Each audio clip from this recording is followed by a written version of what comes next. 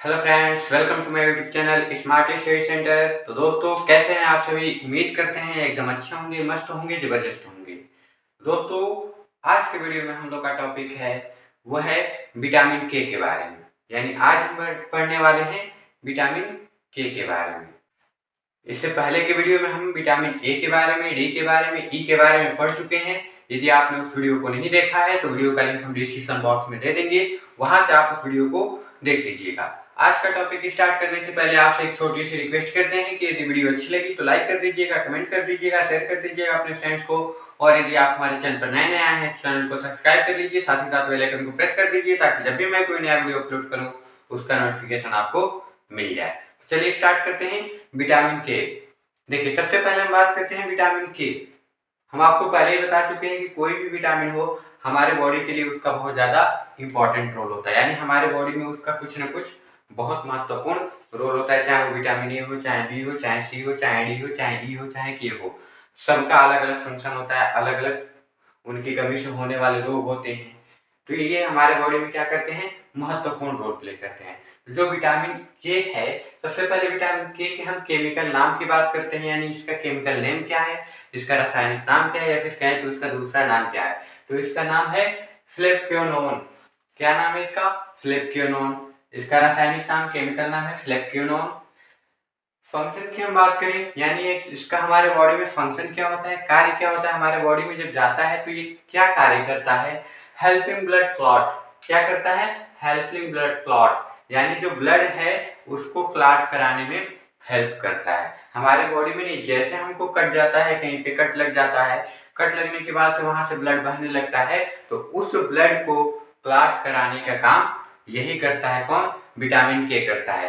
क्यों? क्योंकि विटामिन के जो होता है एक प्रोथ्रोम्बिन नामक फैक्टर बनाता है जो हमारे ब्लड को क्या करता है, क्लॉट करने में इंपॉर्टेंट रोल प्ले करता है।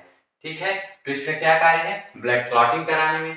और क्या? Reduce menstrual flow and pain. यानी जो मेंस्ट्रुअल फ्लो होते हैं और पेन होते हैं, दर्द होते हैं, उनको रिड्यूस करता है, कम करता है। इसके साथ क्या होता है? Regulate blood pressure. यानी जो ब्लड प्रेशर होता है, बीपी होता है, उस बीपी को भी रेगुलेट करता है कौन? विटामिन के।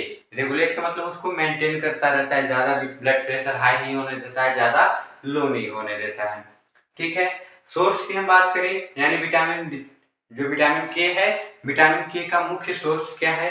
तो विटामिन के का मुख्य सोर्स होता है जो हरी पत्तेदार सब्जियां होती हैं, उनमें विटामिन के प्रचुर मात्रा में पाया जाता है। ठीक है, तो देखिए, ग्रीन वेजिटेबल यानी इसका सोर्स ग्रीन वेजिटेबल जो हरी सब्जियां हैं, और मुख्य रूप से जो पत्तेदार सब्जियां होती हैं हरी, वो विटामिन के का मुख्य सोर्स है। इसके साथ फ्रूट्स हैं, जो फल होते हैं, फल भी क्या है? विटामिन के सोर्स हैं। और क्या है? मिल्क, दूध में भी विटामिन के मिलता है। इसके बाद लीवर जो होता है, मांसाहारियों के लिए जो लीवर है, लीवर में भी विटामिन के पाया जाता है। ठीक है, अब इसकी कमी से कौन सा रोग होता है, इसके डिफिशियंसी से कौन सा रोग होता है? तो डिफिशियंसी से समझिए जो इसका फंक्शन होता है, कार्य होता है, तो अगर इसकी बॉडी में डिफिशियंसी होगी, कमी होगी, तो फंक्शन क्या होगा? इफेक्ट होगा, प्रभावित होगा, यानी उसी से संबंधित बीमारी होगी। तो देखिए, इसके डिफिशियंसी से क्या हो रहा है? It deficiency cause the slow production of prothrombin. यानी इसकी डिफिशियंसी क्या काज करती है? हमारे बॉडी में प्रोथ्रोम्बिन का प्रोडक्शन क्या कर देती है? कम कर देती है। ठीक है, जब प्रोथ्रोम्बिन का प्रोडक्शन कम होगा तो हमारे बॉडी में जो प्रोथ्रोम्बिन है पर्याप्त मात्रा में बनेगा नहीं, और प्रोथ्रोम्बिन पर्याप्त मात्रा में बनेगा नहीं तो यदि कहीं कटता है तो ब्लड क्लॉट नहीं होगा जल्दी। ठीक है, और क्या होगा? Poor bone development. और जो बोन का डेवलपमेंट है, विकास है, बोन का डेवलपमेंट भी क्या होगा? पुअर होगा। पुअर मतलब अच्छा नहीं होगा, सही ढंग से नहीं होगा उसका डेवलपमेंट। ठीक है, अब हम बात करते हैं इसके रिक्वायरमेंट की, कि आपके बॉडी में पर डे कितने विटामिन के की आवश्यकता होती है। यानी आपको पर डे कितना विटामिन के लेना चाहिए।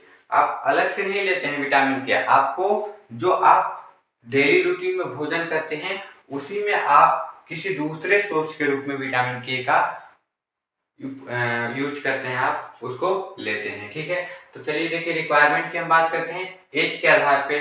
एज यदि 0 से 6 मंथ तक एज है, यानी जिस बच्चे का एज 0 से 6 मंथ तक है, तो उसके लिए विटामिन के की आवश्यकता क्या होगी, जो मेल है या फिर फीमेल है, 2 माइक्रोग्राम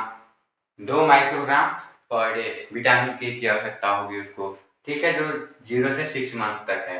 अब हम बात करते हैं 7 मंथ से लेके 3 ईयर्स तक, यानी जो 7 महीने से 3 साल तक के बच्चे को क्या चाहिए, तो 2.5 से 30 माइक्रोग्राम तक किसको चाहिए, मेल को चाहिए, यानी 2.5 ग्राम से 30 माइक्रोग्राम तक मेल को विटामिन के की आवश्यकता होती है और इतना ही फीमेल को आवश्यकता होती है, ठीक है। हम बात करते हैं 4 से 18 ईयर्स तक, यानी जब 4 से 18 साल का बच्चा हो जाता है तो उसके लिए कितना आवश्यक होता है, 55 से 75 माइक्रोग्राम पर डे की बात हो रही है, 55 से 75 माइक्रोग्राम पर डे, और यही आवश्यकता होती है फीमेल को भी 55 से 75 ग्राम पर डे। जब 90 प्लस में आता है, यानी 90 प्लस 19 से अधिक एज जाती है, तो उस कंडीशन में विटामिन के की आवश्यकता होती है 120 माइक्रोग्राम पर डे, और इसको मेल को और फीमेल को होती है 90 ग्राम पर डे। तो ये रहा हम लोग का विटामिन के। उम्मीद करते हैं जो भी यहाँ पे हम बताए हैं आपको सब कुछ समझ में आ गया होगा। यदि कुछ नहीं समझ में आता है तो कमेंट बॉक्स में कमेंट करिए, नेक्स्ट वीडियो में आकर हम उसको बता देंगे। तो आज के वीडियो में बस इतना ही रहेगा, मिलते हैं नेक्स्ट वीडियो में नेक्स्ट टॉपिक के साथ, तब तक आपका दिन शुभ मंगलमय हो।